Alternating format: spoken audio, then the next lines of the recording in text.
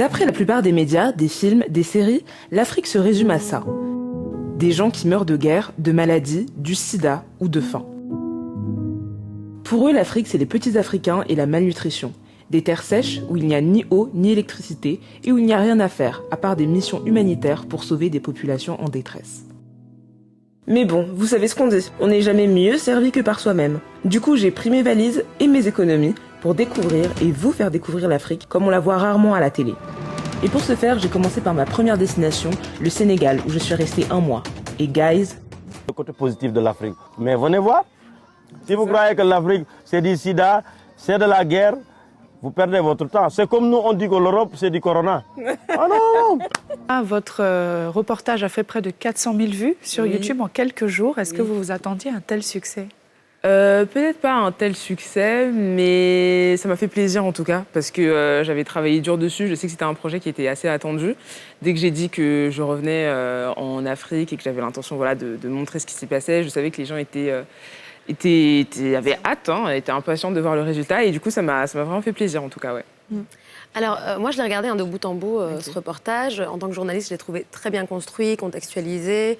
Les images sont très belles. Et ce qui est très sympa, c'est aussi que c'est très personnel et qu'il y a ce côté humain qui, je pense, touche aussi. Oui. Alors, par contre, remarque que j'ai faite, c'est que c'est vrai que vous le vendez sous le point de vue l'Afrique qu'on nous montre, qui n'est pas forcément l'Afrique actuelle. C'est un discours qui, pour moi, est un peu daté parce qu'aujourd'hui, si on regarde les médias traditionnels, ça a quand même évolué sur la question. La BBC, aujourd'hui, donne pas mal de lucarnes positives sur l'Afrique. Et puis surtout, il y a aussi des nouvelles avenues, en fait. On a des créateurs de contenus digitaux sur le continent qui font aussi ce travail au quotidien. Alors, ma question, c'est comment ça se fait qu'il faille encore éduquer peut-être même des jeunes de la diaspora africaine en France, sur l'Afrique, alors que, bon, c'est accessible, finalement. C'est accessible, mais pas tellement. En fait, contrairement à ce qu'on peut penser peut-être ici, en France, moi, les remarques sur le fait qu'en Afrique, il n'y a pas d'eau et d'électricité, c'est des choses absolument courantes. D'accord. Voilà. Et ensuite, peut-être que la BBC le fait, mais en tout cas, nous, en France, les médias qu'on a, c'est-à-dire les chaînes classiques, TF1, France 2, France 3, tout ce que tu veux, il n'y a pas de reportage vraiment régulier sur une Afrique qui serait dynamique et qui donnerait envie.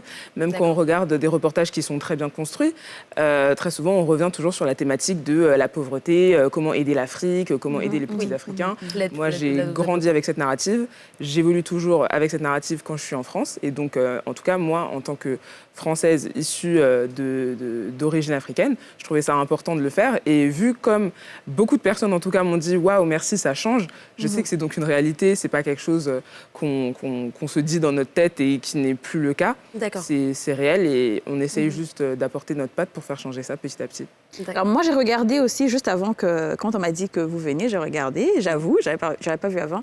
J'ai bien aimé, mais je me dis, vous êtes parti au Sénégal, on sait que les manifestations au Sénégal, c'est très rare. Il n'y a pas généralement de manifestations dans les politiques chez eux, là. Mais est-ce que vous vous êtes dit, alors je pars quand il y a le problème avec Sonko, ou alors c'est juste une coïncidence et vous vous êtes dit, bon, attends, je profite de ça pour faire un petit... Non, d'ailleurs, vous l'avez dit, c'était une grosse coïncidence. C'était une coïncidence énorme. D'accord. Pile, le moment où j'arrive, c'était the highest peak du mouvement. C'est-à-dire que je suis arrivée pile au moment où donc, Ousmane Sonko avait été arrêté et on n'avait plus de nouvelles, les réseaux ont commencé à être un peu coupés, etc. Donc je suis arrivée vraiment au pire moment. J'étais en route là, vers mon hôtel et je reçois des gens qui me disent « Mais purée, fais attention à toi, il y a des manifs, etc. » Je me suis dit, bon, j'avais pas du tout prévu d'en parler du coup parce que je ne pensais même pas que ça existait. Oui, justement. Mais une fois que je suis arrivée sur place, je me suis dit que ça avait sa place, bien évidemment, dans le reportage et que ça aurait été malhonnête de ne pas l'inclure en tout cas. Alors moi, je regardais vos stories à ce moment-là, c'est vrai qu'effectivement, ça semblait être une surprise. Ah oui, surprise totalement. pour tout le monde, de toute façon. C'est vrai que j'imagine qu'intégrer ça à votre reportage, qui n'était pas forcément axé sur ça, ça n'a pas dû être facile. En termes d'organisation, comment ça s'est fait? Ça va, franchement. Étant donné que ça s'est passé au moment où j'étais, je trouvais ça facile de l'intégrer. Ça s'est produit au moment où je suis arrivée. Et je me suis informée, bien évidemment, surtout chez les locaux, parce que c'est eux qui ont un point de vue intéressant et qui savent en fait réellement ce qui se passe et la réalité de leur pays. Et après, j'ai regroupé tous ces témoignages pour essayer de créer un déroulé chronologique assez fidèle dans la vidéo pour que les gens qui la regardent sachent ce qui s'est passé. Même si franchement, on en a tellement parlé que tout le monde, je pense, quand ils ont vu la vidéo, savait déjà de quoi on parlait. Et en ce moment, vous êtes en Côte d'Ivoire pour un prochain... Alors, normalement, ça aurait dû être le cas. Maintenant, j'ai des grosses urgences qui m'attendent en France, donc je vais devoir rentrer. Donc là, je profite de ma présence ici pour commencer à faire des repérages, créer du contenu quand même, voir ce qui se passe en Côte d'Ivoire, ressentir la vibe, l'énergie du pays. Et oui, pour revenir après prochainement pour faire Vous allez voir, Abidjan est le plus doux au monde. franchement, c'est le cas. Abidjan est doux, c'est la vérité. C'est le plus doux au monde. Même si dit. Dakar reste ma ville de cœur, j'aime beaucoup Dakar, mais Abidjan, c'est... Mais du coup, pour le reportage, nous qui sommes dans l'audiovisuel, on sait que ça ne se fait pas du jour au lendemain. Mais vous, combien de temps ça vous a pris de la pré-production à la post-production, à la diffusion? Combien de temps de travail ça vous a pris? Le montage, du coup, c'était... Je dirais le montage, c'est le plus long, parce que pour filmer, du coup, ça m'a pris un mois pour capter toutes les images. Et le montage, c'était une semaine non-stop. Donc, pour tout faire... Et pardon, Anan, vous êtes passé quand même d'un contenu, d'un format un peu court à un format un peu plus long. Oui. Qu'est-ce qui vous a donné envie de changer de format comme ça? Parce qu'en fait, je faisais mes formats courts et puis j'ai remarqué que les gens restaient toujours sur leur faim et que ça les dérangeait pas du tout, en fait, que ce soit allongé. Donc c'est vrai que nous, sur les réseaux sociaux, on a l'habitude de faire du court. On a peur de faire du long parce qu'on a peur que ça désintéresse, que les gens ne regardent pas en entier. Mais j'ai commencé à faire des formats de plus en plus longs sur ma chaîne. Je voyais que ça marchait toujours autant. Donc je me suis dit, bon là, en plus, on part dans l'optique quand même d'un reportage. Enfin, on va dans un pays pendant un mois. Je vais pas faire une vidéo de 10 minutes. En plus, ça se regarde bien. Oui, ça se regarde. On n'a même pas vu le temps passer. Top, ça me fait plaisir d'entendre ça. C'est vrai, vraiment. Alors, vous êtes juriste de formation, si j'ai bien compris. Exactement. Et aujourd'hui, vraiment, vous vivez de votre contenu, si je me trompe pas. C'est ça, je fais que ça. Et vous dites que le fait d'avoir eu ce background de juriste, ça vous aide aussi dans la préparation de toute...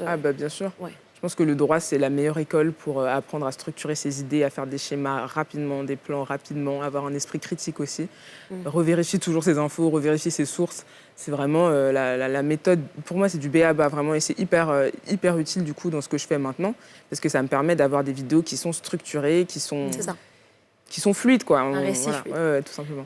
Aussi, une autre question que je me pose, c'est vrai que YouTube, disons qu'il y a 10 ans, quand on se lançait sur YouTube, ou il y a 5 ans, on avait l'impression que, effectivement, il y avait de la place. Est-ce qu'aujourd'hui, c'est un marché saturé? Ou il y a encore... pour des créateurs de contenu, on peut encore percer? Oui, je considère qu'un marché saturé, ça n'existe pas. D'accord. Du moment où il y a des gens qui sont là, du moment où il y a un public, aucun marché n'est saturé. Donc il faut savoir trouver un moyen en fait, de lier l'offre à la demande, tout simplement. Donc d'écouter la demande, d'écouter ce que les gens veulent et de proposer un contenu soit qui intéresse les gens, soit créer en fait un contenu innovant qui fait que les gens vont s'intéresser à un contenu qui était finalement inattendu. Mais marché saturé, pour moi, ça n'existe pas. C'est pas le cas. Ouais. Après Motherland, j'ai vu que vous avez d'autres pays que vous allez visiter, la Côte d'Ivoire, le Congo. Congo-Brazza, Congo-Brazza, Congo-Kin. C'est quoi le prochain? C'est quoi le prochain projet, en fait? Waouh, des projets, j'en ai énormément, j'en ai tout le temps en tête. Il y en a dont j'ai pas envie de parler parce que moi j'aime bien faire et ensuite commencer à discuter de ça. Mais effectivement, oui, il y en a beaucoup. Il y en a plein que je dois faire en France qui sont prévus. Il y en a aussi sur le continent aussi que j'ai en tête. Donc oui, non, je chôme pas. Des nouvelles idées tout le temps, c'est ça. Oui. Alors, juste avant de passer à notre petite rubrique tac au tac, je vais quand même vous demander donc, si vous ne pouvez pas nous dire plus sur les projets à venir, parce que bon, c'est normal, ils sont en préparation. Vous avez eu un meet-up ici à Abidjan. Et donc, en fait, en quoi ça consiste exactement ces meet-up? Pourquoi c'est important pour vous? Alors, les meet-up, je trouve ça important quand même de mettre des visages sur des noms que je vois dans mes messages, sous mes commentaires, sous mes photos.